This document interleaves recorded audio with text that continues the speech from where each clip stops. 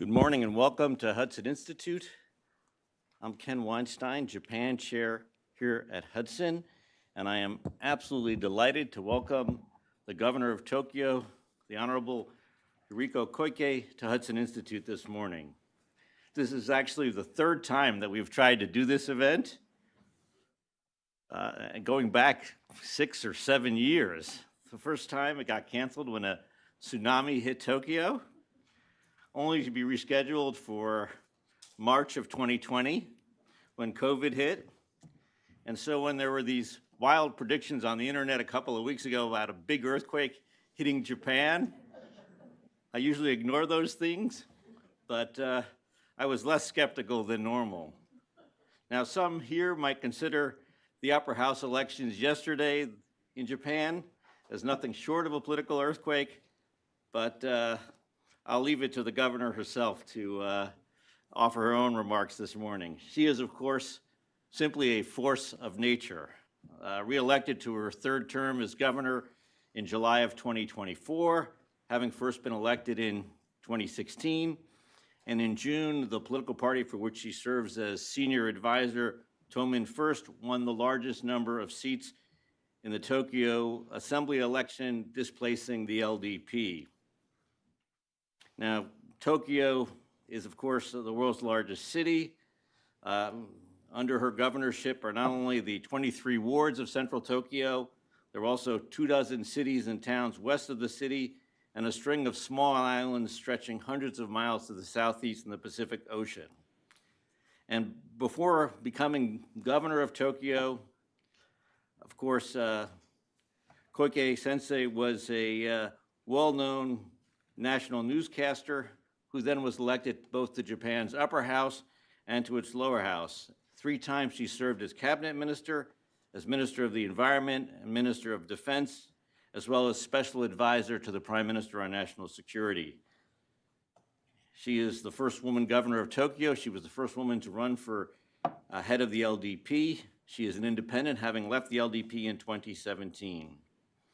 And as we know, Tokyo itself is a hub for international investment, innovative startups, forward-thinking social and mobility infrastructure, and simply a global trade and technology leader. And Tokyo, at the same time, Japan is, of course, facing shifting demographics, immigration, and tourism trends. And so I am just absolutely delighted to finally be able to welcome Governor Koike to offer first her keynote remarks before we go into a discussion, a conversation here on her city's role in Japanese engagement with the United States and the wider world. And so it is, I would ask everyone to give a warm Hudson Institute welcome to Governor Koike.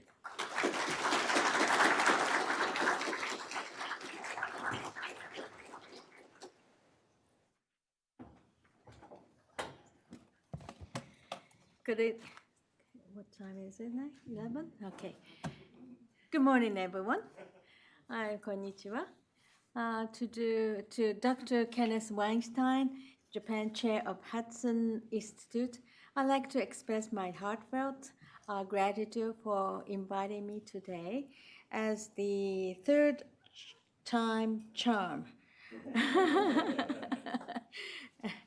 Well, I'm so thrilled and happy to be here, as this is my very first time to come after I was elected as the governor of Tokyo in 2026. And in this year marks the 80th anniversary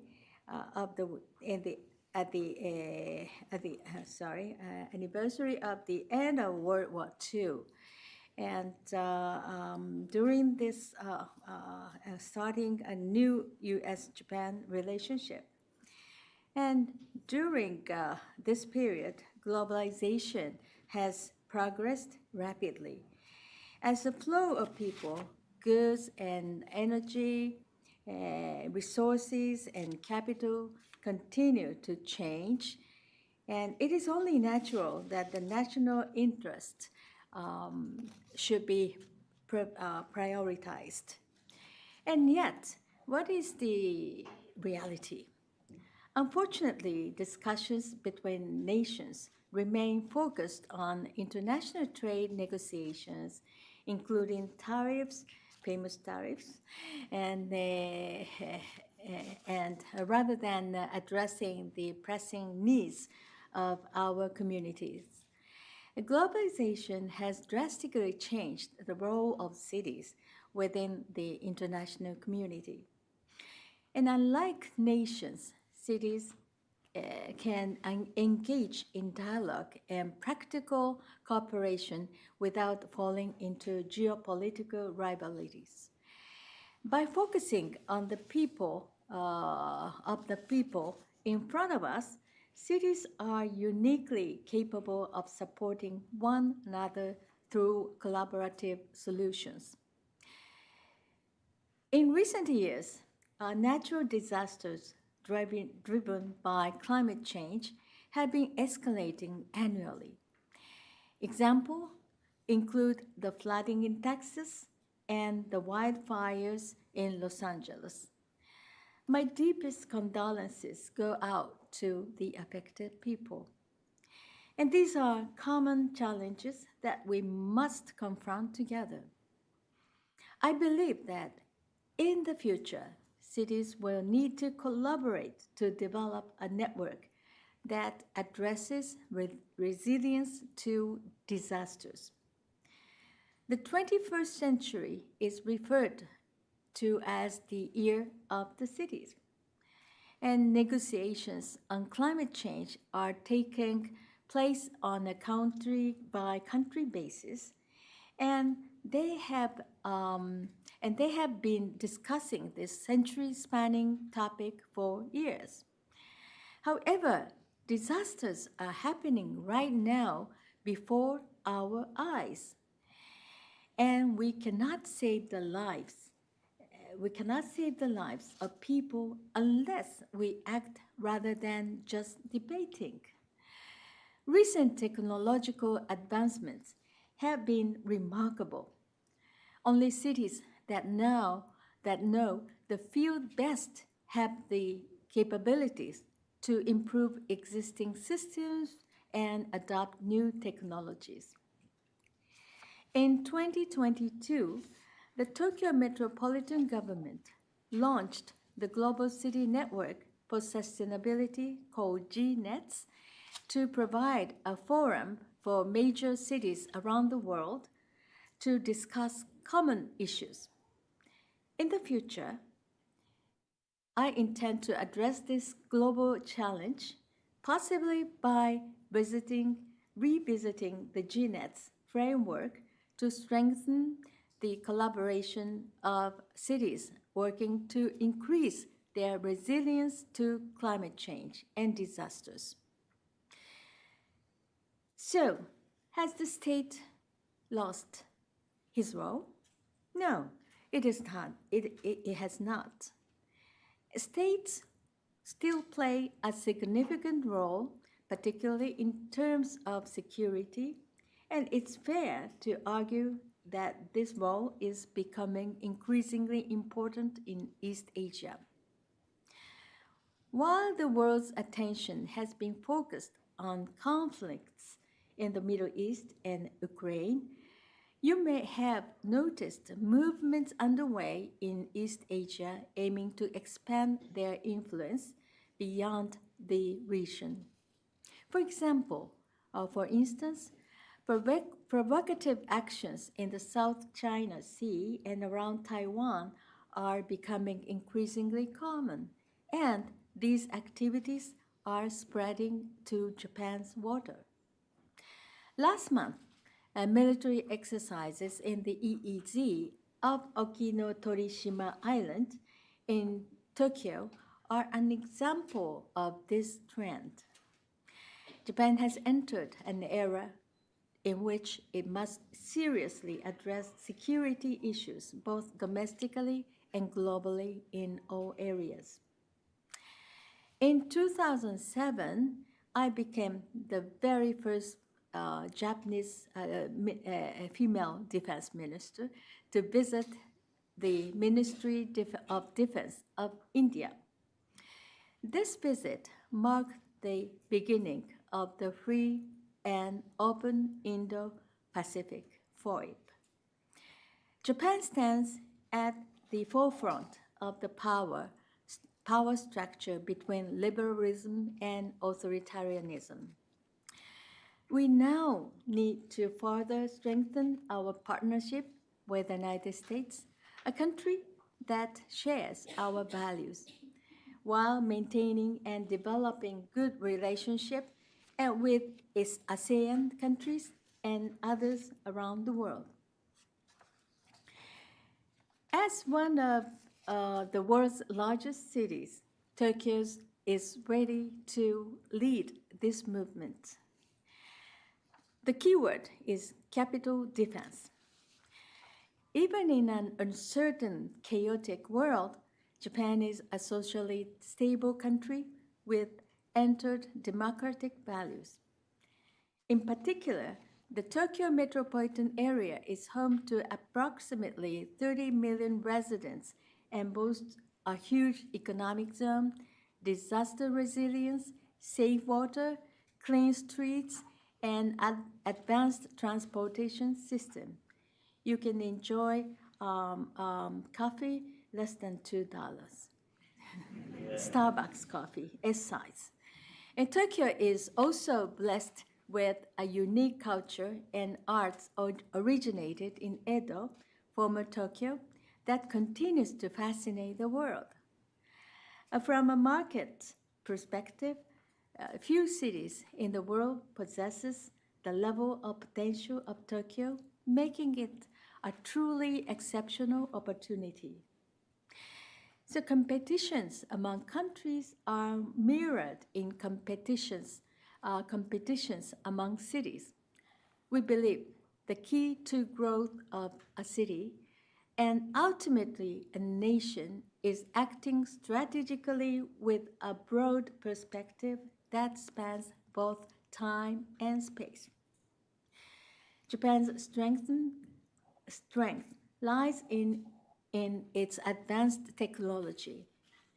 For a country like Japan, which is scarce in natural resources, securing energy is a lifeline.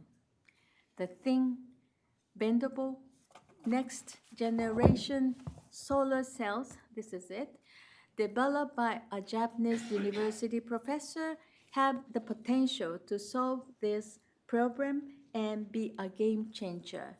You can install on the wall too, or even the rooftop of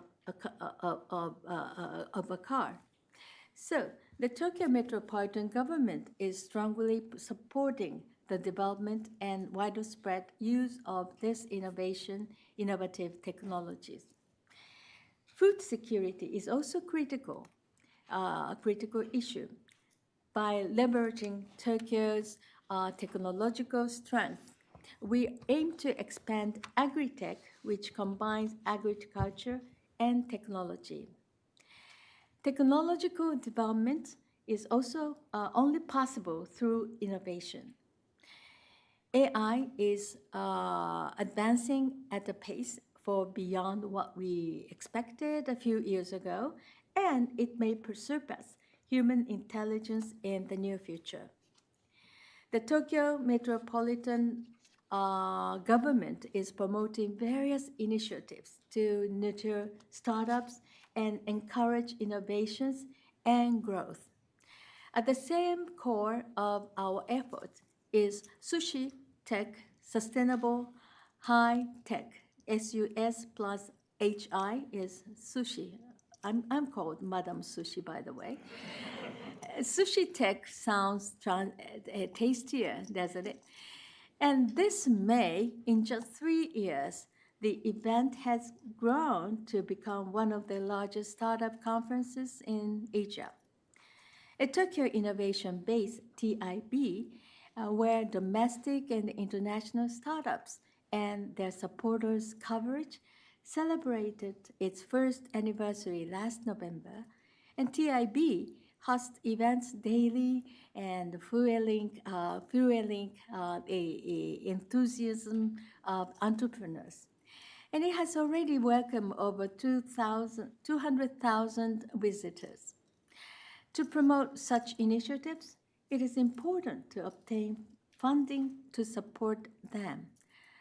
And last June, the Japanese government designated Tokyo as a special zone for financial and asset management businesses.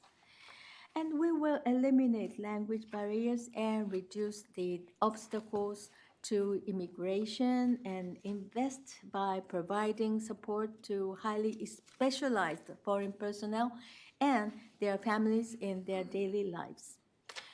We're also working to leverage the power of finance amounting to 900 million US dollars, including the Tokyo Residence Bond, a foreign bond specifically designed for resilience initiatives.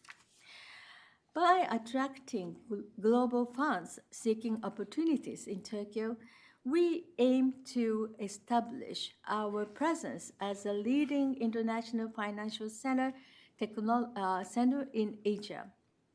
We also aim to refine technologies that promote resilience globally. Tokyo is making significant progress in becoming an appealing city where funds, people, technology, and information come together from other countries. These are turbulent times, and the world is in a state of uncertainty and chaos. Japan's long-standing tradition of building friendly relations with many countries is positioned to make significant contributions. Among other cities, as one of the largest cities in the world, Tokyo is collaborating globally with leaders in other major cities to exchange information and share technical expertise. I vision a multi-city lateral network distinctive from traditional multilateral approaches functioning to protect the lives and livelihoods for ordinary people by overcoming urban disasters which impact them daily in the world. Japan must broaden its perspective and engage more with the world. Tokyo has the ability to contribute to this global outreach, and I believe that the world expects us to fulfill this mission. The United States and Japan, the United States and Tokyo. As governor of Tokyo, I'm committed to taking on challenges to meet growing expectations of the city. Thank you very much for your attention. ありがとうございます。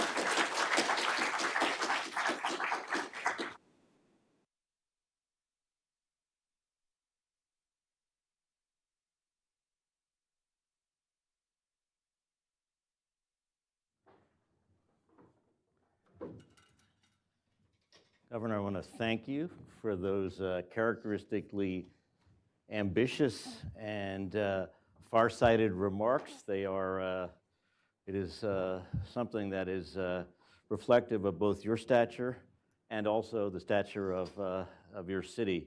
I thought I would offer a few questions to you and to get your thoughts following on your remarks. Now, you have been on August 1st, that will mark 9 years since you first became governor of Tokyo. And as you head into almost a decade in office, just wondering what you have learned in that time period about governing one of the world's largest cities. What are you most proud of among your achievements? And are there things you would do differently? Well, over this period, I have come to strongly believe that no matter how large a city may be, its foundation is always the people. So the strength of Tokyo's 14 million residents plus 3 million commuters every day And those 14 million residents underpins the city's economy, industry, infrastructure, transportation, culture, and all other activities. So no policy can advance without the empathy of the people. Do you remember Cool Biz? Cool Biz is a national campaign in 2005 when I was the Minister of the Environment, along with Koizumi-san at the time. We started this campaign to take off your neckties and wear a much lighter suit to suit the temperature and the weather in Tokyo. It's hot and it's so humid. Why do you people wear, complicated things? And as a result, working ladies working office hour from 9 to 5, they had to work in the refrige. So they were wearing blanket over the knees and put on the thick cardigans and so on. It's really ridiculous. This is what I thought. So Cool Biz initiative that I introduced as the Minister of the Environment, along with the child care support measures that I'm currently advancing, have garnered significant support precisely with the public. And this is no time to dwell on the past. And we are at a major turning point, and there is much to be done for the people of Tokyo. Talking about the child rearing, it's called ikukyu. Ikukyu means rest. And to child rearing and leaving leaving from the office for a while is called ikukyu. But Q, it means take rest. It's people feel sorry for for other businessmen working seriously every day. So I changed the word from ikukyu to ikugyo. Gyo is a task or mission. So the child rearing is such a wonderful task. So I changed the word to make it ikukyu to ikugyo. In 2015, the number of those who take the ikukyu was 4.9% or something. But today, it's almost tenfold. Wow. By using just the mindset. Cool Biz is also it's a mindset.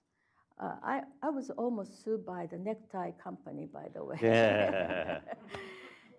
So there's no time to dwell on the past, and we are at a major turning point today.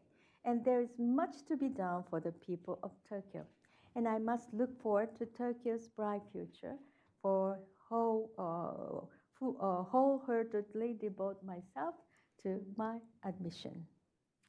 Thank you. You talk about Cool Biz. As I mentioned before, I was in Tokyo last week. I remember when Cool Biz was introduced, and we had a conference on U.S., Japan, India trilateral relations in Tokyo in July of 2006. And I remember various Diet members showing up without neckties when we were all there in our neckties. And just the other day, I had the pleasure of going both to the Boei show and the Gaim show without a necktie on. So thank you. Wish I could have done that this morning, but that's not our policy here. We're uncool biz, if anything at Hudson. Look, let me ask you, as as you look around the world and you've talked about the network of local officials you want to create and the cities you want to create. Are there other subnational leaders, governors, mayors in either Japan or overseas whom you look to as models, people you've gotten to know or people you knew, you looked at before you came into office? Well, thank you very much for such a nice question for me. When asked the question, may I list two? Sure. Okay. Two pioneers come to my mind immediately. First, Ozaki Yukio, Ozaki Gakudo, the second mayor of Tokyo City. At that time, mayor was appointed. And the second mayor of Tokyo City was Ozaki Yukio. Although our governance system has evolved, counting from his time, I'm honored to serve as the 23rd, please call me, 32, 32nd, 32nd Sushi, Madam Sushi, yes, a person to be governor of Tokyo.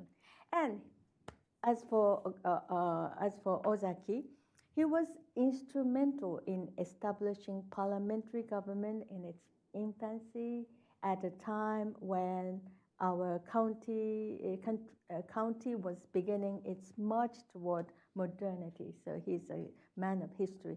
The cherry blossoms, famous cherry blossoms that grace the banks of the Potomac River every spring are a beautiful reminder of the friendship between Japan and the United States.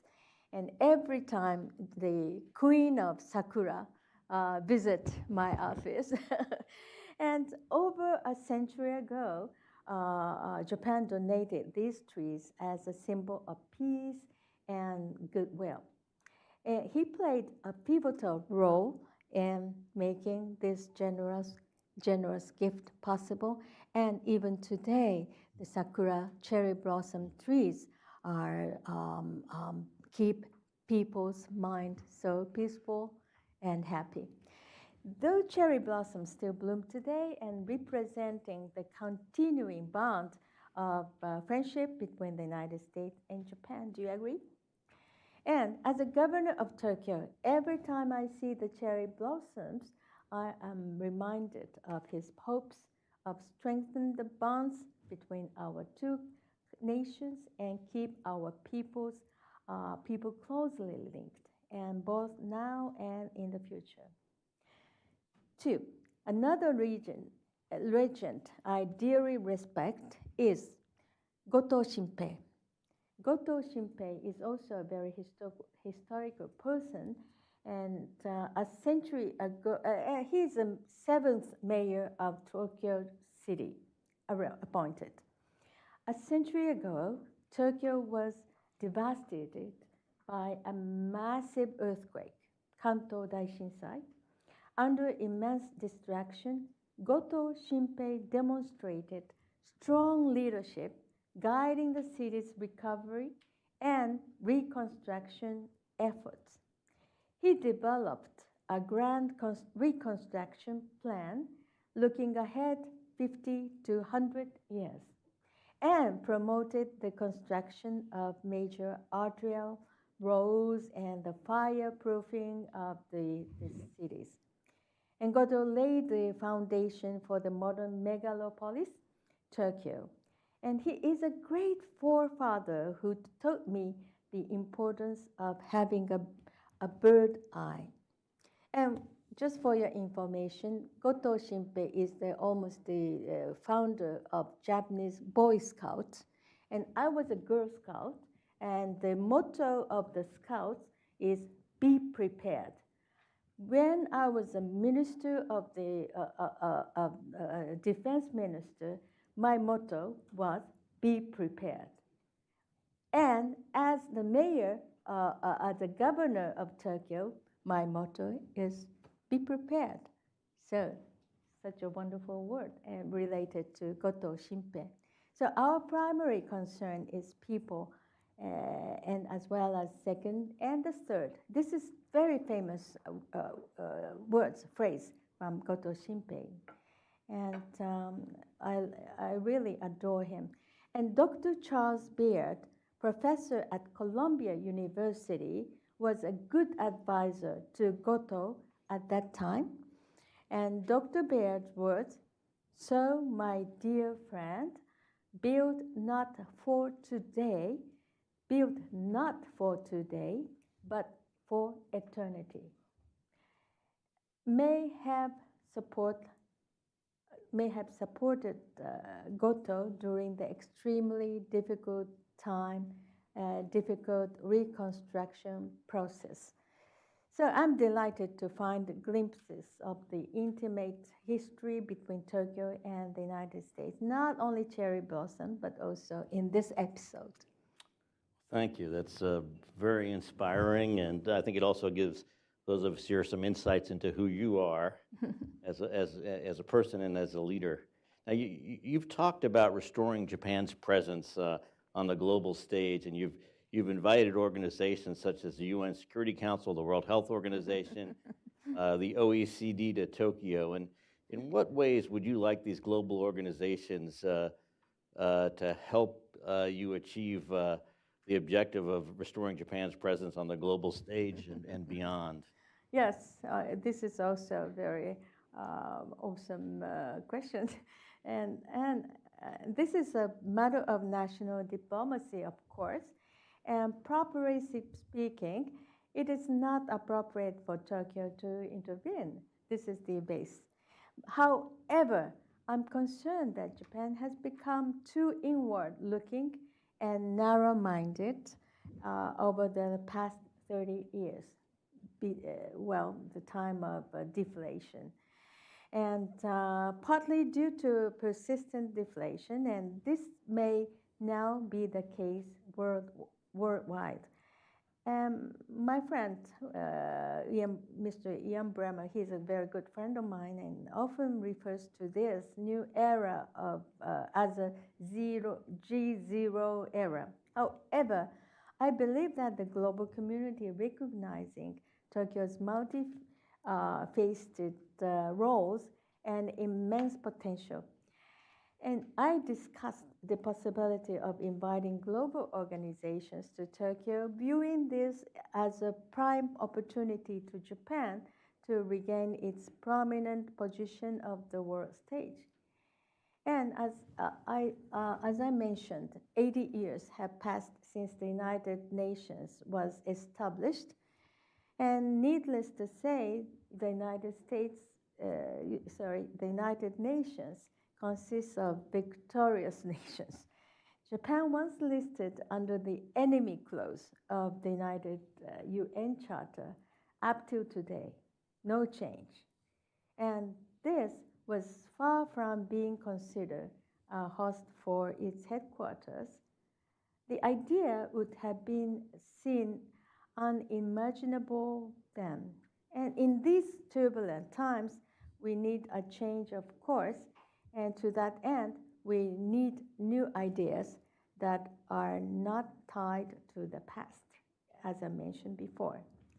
Japan continues to make substantial contribution to the United Nations.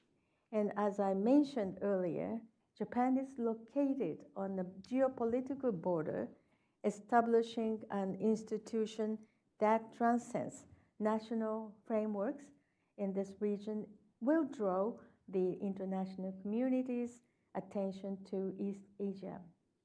And this will ultimately demonstrate Japan's commitment to freedom or order during this time of the fragmentation. And if this moment speaks an opportunity to promote international cooperation, there could be no better outcome.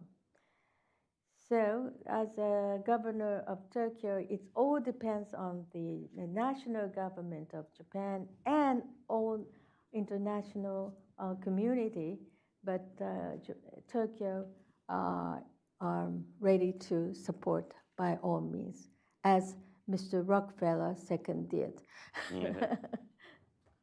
Great.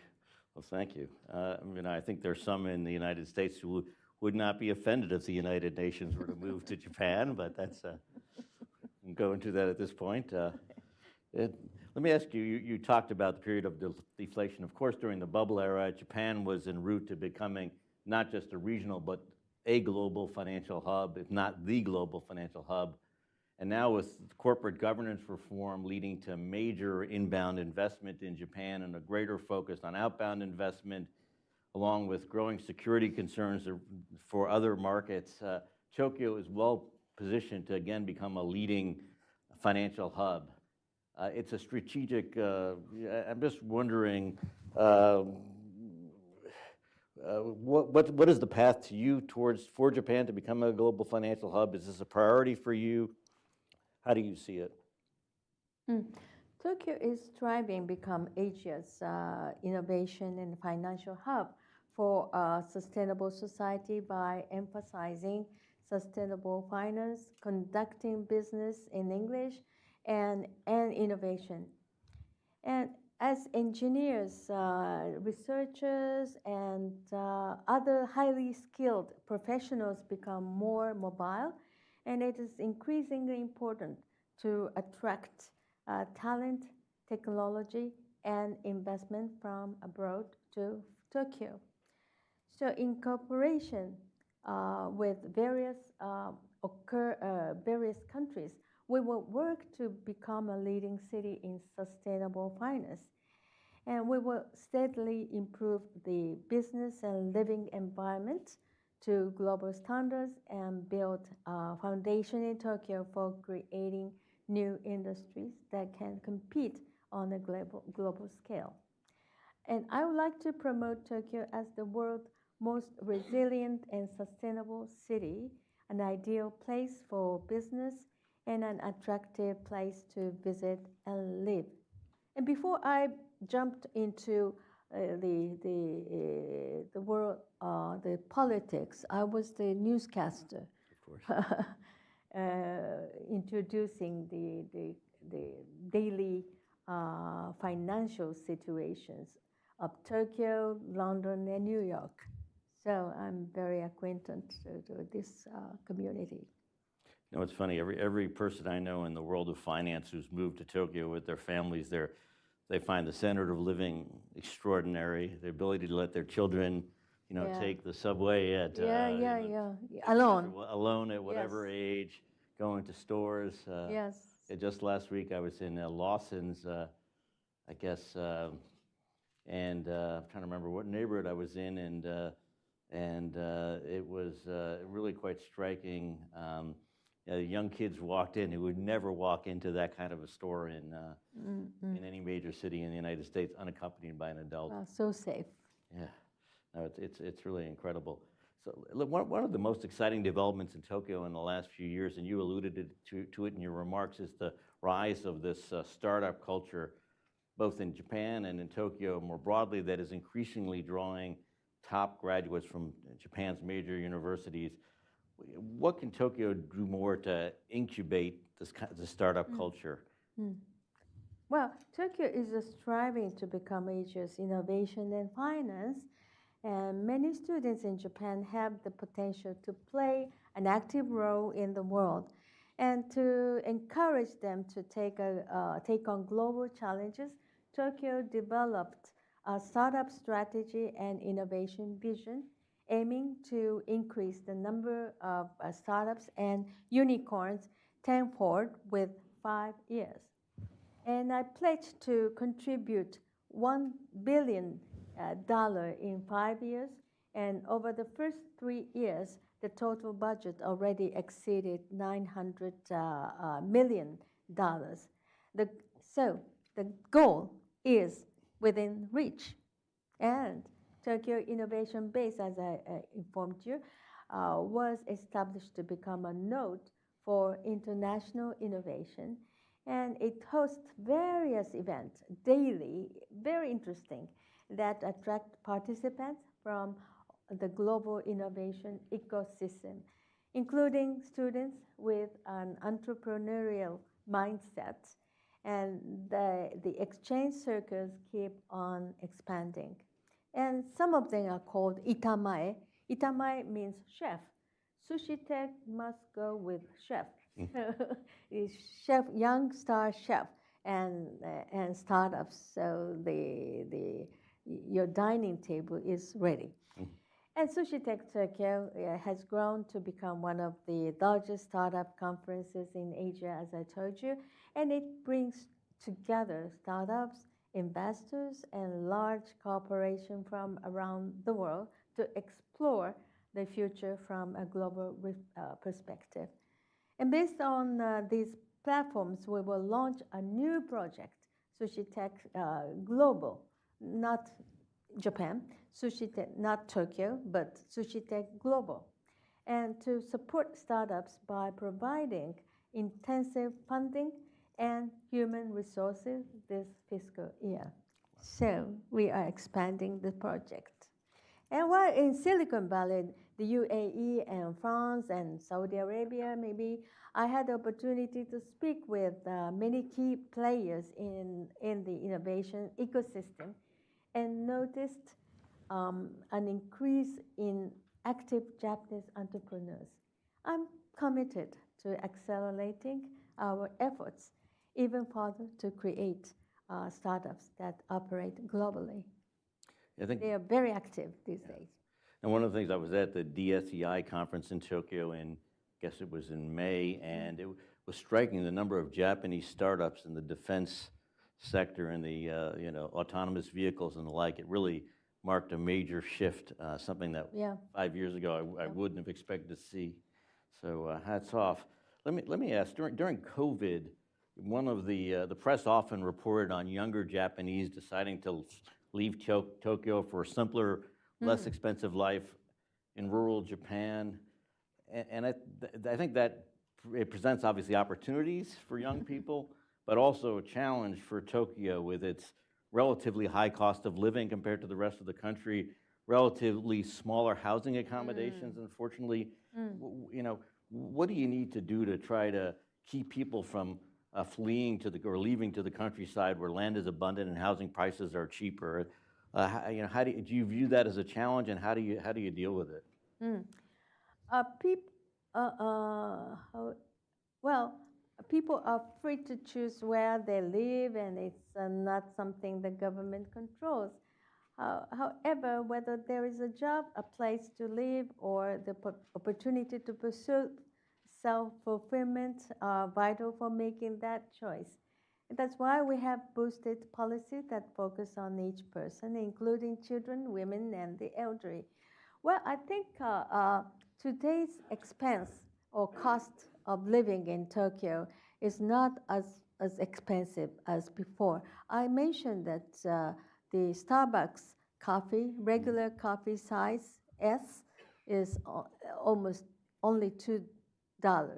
It's so inexpensive. I think most inexpensive in the world today. Well, still the size of the houses is not so big as here you can find mansions.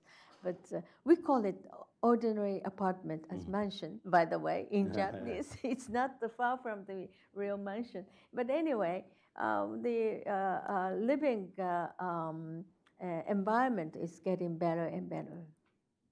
And regarding the housing issue you mentioned, besides our existing policies, such as the metropolitan and other public housing, we will establish a new public-private partnership fund. We will utilize the private sector's expertise and ingenuity to provide affordable housing. This is for the youngsters living in Japanese youngsters living in Tokyo. And this affordable housing, which includes utilizing the 900,000 vacant homes in Tokyo because of the demography matters and the number of population in most of the cities in Japan are declining. But as for Tokyo, the number of population is almost the same as before, or a little more increasing. This is the current situation. But anyway, it's important to proceed with the comprehensive policies that support people from various perspectives. Yes.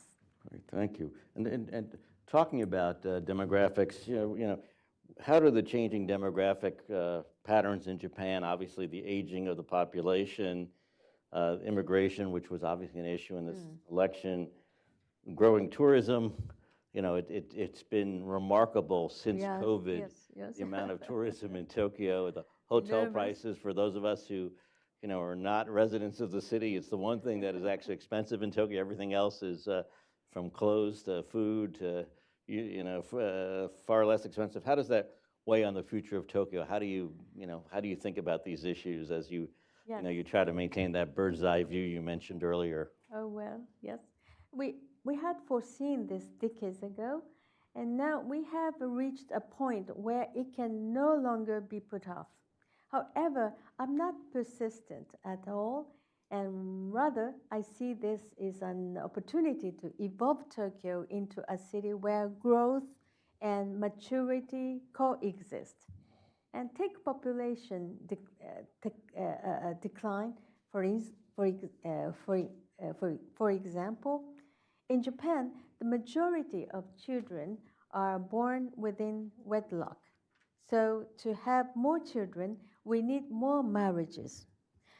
And therefore, we began an initiative to support those who want to get married by creating a matchmaking app that uses AI.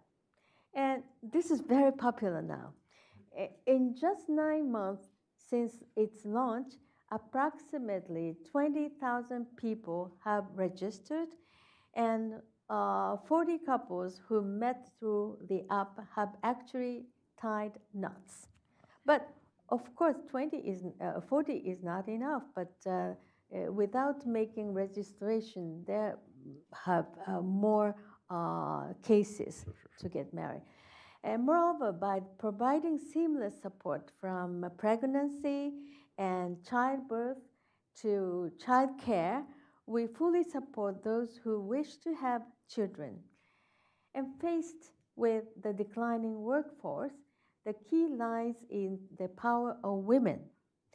And in the latest Gender Gap Index released by the World Economic Forum annually, Japan ranks, oh, what a shame, 180th out of 148 countries. It's